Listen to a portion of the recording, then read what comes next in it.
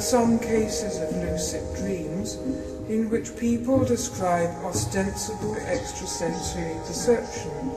That is to say, they seem to become aware of events at a distance, of which they could not have had any normal knowledge. These accounts are anecdotal. Nevertheless, reports of this kind are persistent, both in relation to lucid dreams and to out-of-the-body experiences.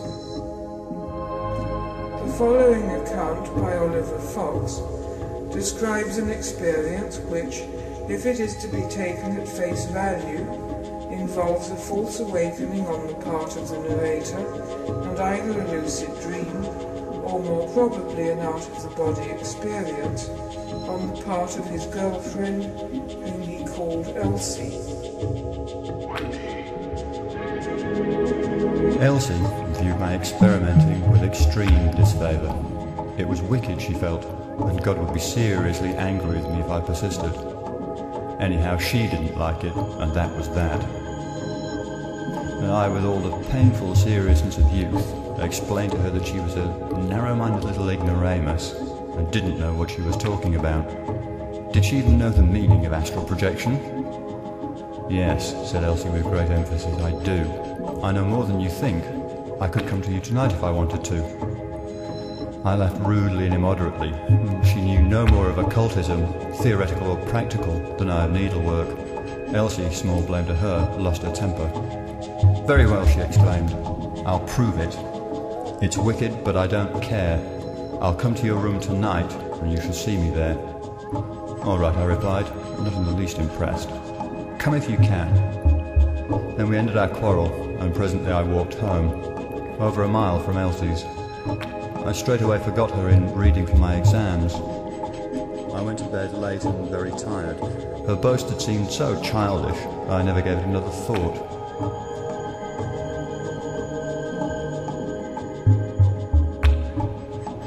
Sometime in the night, while it was still dark, I woke, but it was a false awakening. I could hear the clock ticking and dimly see the objects in the room. I lay on the side of my double bed with tingling nerves. Something was going to happen, but what? Even then I didn't think of Elsie. Suddenly there appeared a large, egg-shaped cloud of intensely brilliant bluish-white light. In the middle was Elsie, her hair loose and in her nightdress. She seemed perfectly solid as she stood by a chest of drawers near the right side of my bed. Thus she remained, regarding me with calm but sorrowful eyes, and running her fingers along the top and front side of a desk which stood on the drawers. She didn't speak. For what seemed to be some seconds, I couldn't move or utter a word.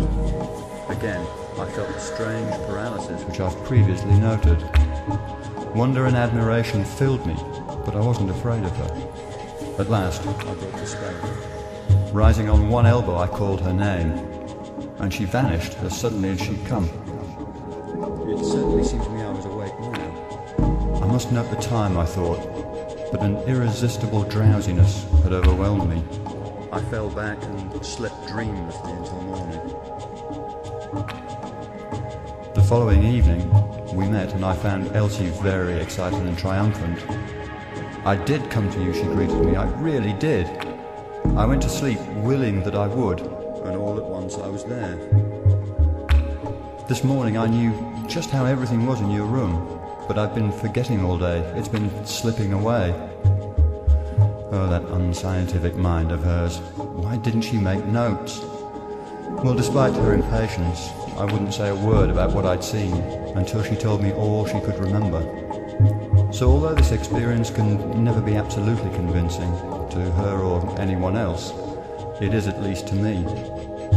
She described the following: the relative positions of the door, bed, window, fireplace, washstand, chest of drawers and dressing table. That the window had a number of small panes instead of the usual large ones.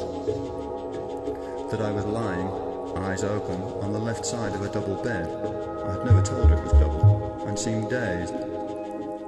An old-fashioned pincushion, an unusual object in a man's room.